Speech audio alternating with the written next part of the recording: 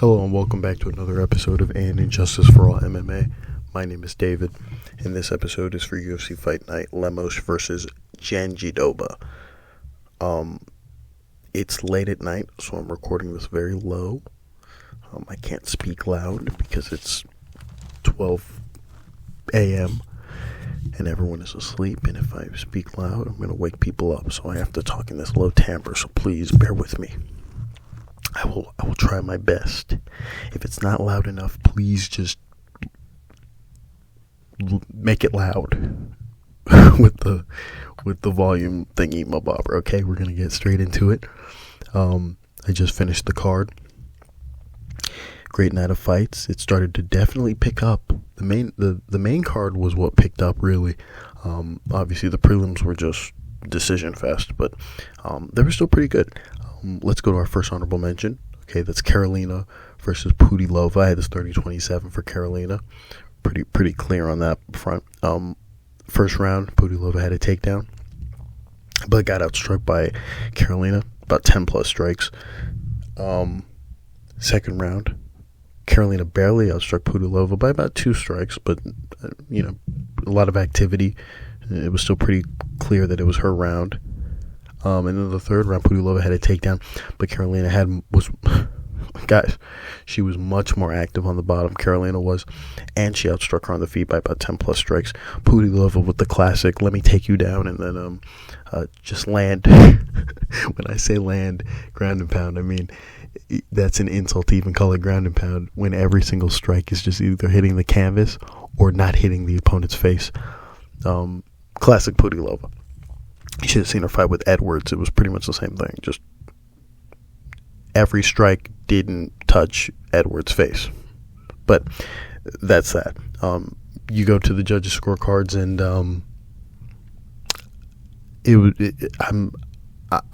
I can't really complain. I want to complain. But I can't. Saw the amount I had at 30-27. The scorecard reflects mine. Junichiro Kamijo and Mike Bell, they had it 29-28. They gave the second round to Pudilova. Yes, that's Pudilova's best round, but she still got outstruck in this round. But I can't complain because, again, on my strike count, it's 2 strikes that I gave to Kelleher as an advantage. So I can't really complain. So there you have it on that. You go to the second honorable mention, and it's Radzhabov versus Ogden. I had this 29-27. First round I gave it 10-8. Second round I gave it 10-9 to Ogden, and then the last round a 10-9 to Radzhabov. In the very first round, Ogden had 2 takedowns with ground and pound for about 4+ minutes. I mean, it's the entire round. It's a 10-8 for sure. I'm really surprised they didn't give a 10-8 here, but again, can't complain. It's a subjective matter. You go to the second round. Radzhabov outstruck Ogden in total, but what was funny about this round is that despite Radzhabov outstriking him in total, I mean, he outstruck him pretty much, even on the bottom he kind of outstruck him, and he outstruck him on the feet a little bit. The strike numbers are relatively close, but Ogden had a takedown with some ground and pound, and he had 2 submission attempts. That's what pretty much won him this round. And then you go to the third round where Ogden decided, fuck it, we're not going to land any ground and pound. It was very, very, very interesting. Okay, it was very interesting. There's just a portion where Ogden was on top of Radzhabov for 3 minutes and was like, you know what? No ground and pound. Little to no ground and pound. Ogden had a takedown for 3 minutes with little to no ground and pound. Radzhabov was very active on the bottom. I mean, it reminded me of I want to say it's Feely versus that other guy in the Apex. I can't even fucking remember his name. I think it's Feely versus it's either Algeo or Rosa. It might be a Rosa. One of those two, where one of those guys is just pounding Feely's head. 70 something strikes down there, and he's still lost. It's criminal till this day. But beyond that, that's what this round kind of indicated to me. Radzhabov was very active on the bottom. He had some ground and pound also to close out the round as well.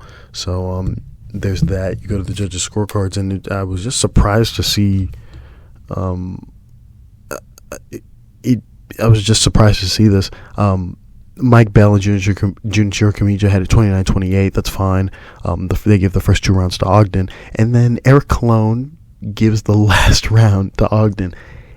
Someone fucking explain to me how you give the last round to Ogden. No ground and pound on top at all. When I say no, I mean 0 ground and pound. Little to... come on. I'm just repeating myself now. Little to no ground and pound. And yet he still give that last round to Ogden.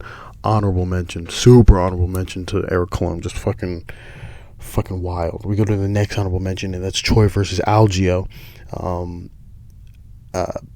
They give a 10-9 to Algeo in the first round. Close mark on the first round. You can actually argue the first round for Choi. You really can argue the first round for Choi, but I gave it to Algeo. And then the finish comes in the second round. TKO win for Choi. In that very first round, if I can find these numbers, what am I looking at here? I think I'm off. Hold on. Oh, let me get this Choi fight done, and then we'll go back. But in the very first round, Choi had 3 submission attempts. He had 3 separate submission attempts. Obviously, they weren't in, but 3 different submission attempts. And he had a takedown. While Algeo had 2 takedowns, and he outstruck Choi. He outstruck him. Just simple as that. He outstruck him on the ground, and he outstruck him on the feet. But Choi had 3 submission attempts. You can make an argument here that Choi won this round. I didn't. I don't think he won this round, but again, it's close. And then the finish came in the second. You go to the judges' scorecards.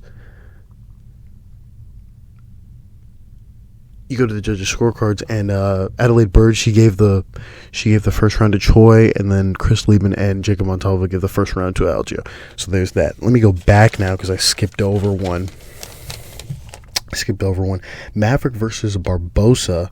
I forgot what fight it was, but Barbosa, I think she won, but she didn't look impressive to me. And during the commentary, they were talking a lot about they were just talking a lot about how they can see in the future that Barbosa is top 15. And I thought to myself, not only just through this fight, but I think the last fight she had, which again I can't remember off the top of my head, she won that fight, but she didn't look great. There's certain pockets of her striking is actually very bad. Bad is the correct word. I don't even want to say basic or rudimentary. No, it's bad. It's really bad striking. It was kind of funny how, I could be wrong on this, but I didn't go back and check, but Cyborg was in her corner. That was funny. That's just funny to me. She has Cyborg in her corner and she can't strike. Now, granted, Cyborg, I don't want to say she can't strike. She can definitely strike, but Barbosa just looks stiff. Her striking looks stiff, but I feel like she wins just based off of how built she is. I just found it interesting that they talked about her upside and her possibly going into the top 15. I think she could get into the top 15, but she'll have to beat a bunch of cans. There's no way she can fight people like Miranda Maverick and get into the top 15. But anyways, back to the point. So 30-27 to Miranda Maverick. You go to the description. Maverick had a takedown with some ground and pound in the first round, and she outstruck Barbosa by about 6 strikes. Second round, it's close on the feet. They're pretty even on the feet. Barbosa had a takedown, but Maverick also had a takedown, except this time her takedown, she had ground and pound for 2+ minutes. And then the third round, Maverick had a takedown with ground and pound for 3 minutes. So there you have it on that. You go to the judges' scorecards. I forgot why I marked this. Something weird was probably on the... Oh, yeah, here we go. Eric Colon, he had a 30-27. Saul Dumont had a 30-27. And then Mike Bell, I think he maybe just scribbled in the name wrong. He had it 29-28 for Maverick. He gave the second round to Barbosa. That's fucking stupid. That makes no fucking sense at all. In the second round, again, close on the feet. Barbosa had a takedown. But let's pause for a second. Maverick gets out of it, gets her own takedown with ground and pound for 2 whole minutes. What the fuck? Honorable mention on Mike Bell. It's just a shitty, wild. It's fucking wild. It makes zero sense in the world. Zero sense in the world. We go to the next honorable mention, and that's Holobaugh versus Kruschewsky. I had this 29-28 for Holobaugh. Close marker on the last round. I think you can kind of argue the last round for Holobaugh if you want, but I didn't. I gave it to Kruschewsky. Again, 29-28, first two rounds for Holobaugh. The theme of this fight is Holobaugh and Chewsky are hitting each other, and Holobaugh's just hitting him a little bit more, but just a lot of missed strikes from Holobaugh. I think if Holobaugh didn't land at least half of these strikes, I mean, he loses, but obviously he did. But a lot of missed strikes from Holobaugh. A lot of missed strikes from Chewsky too, but they were most notably from Holobaugh. He was just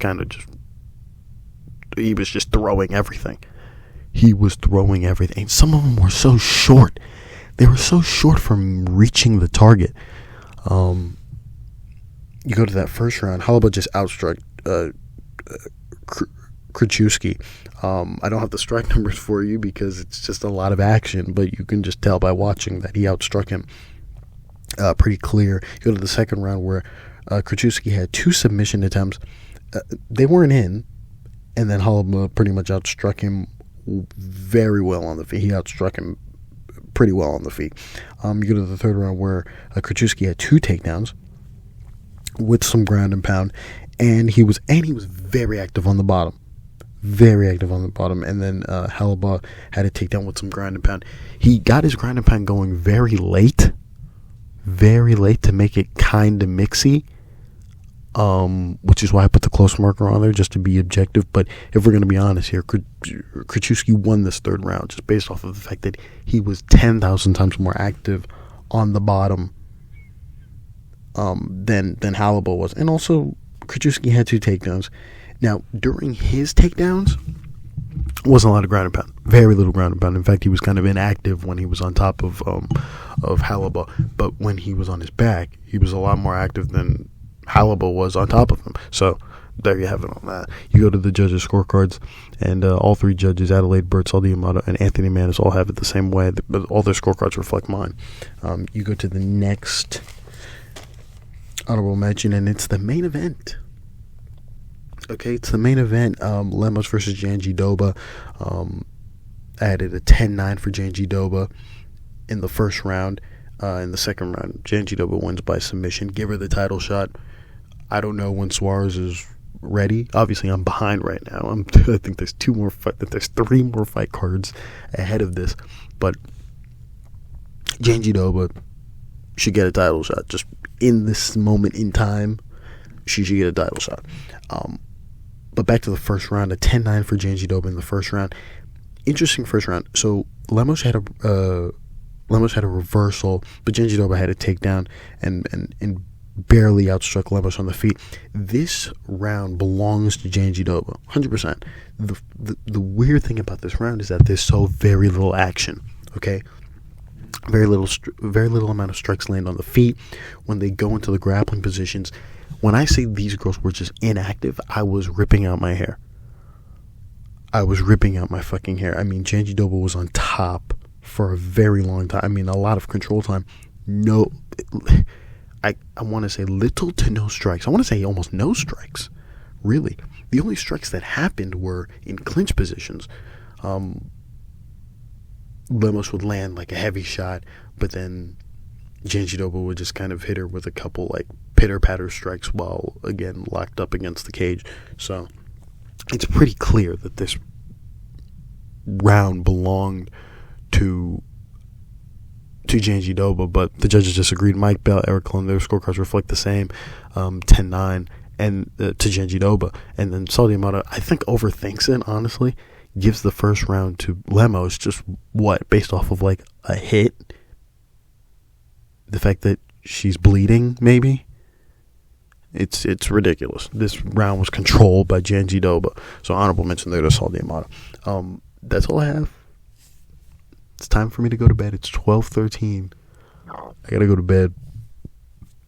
Thank you all for listening. I'll come out with the next one soon. Thank you all for listening, and God bless.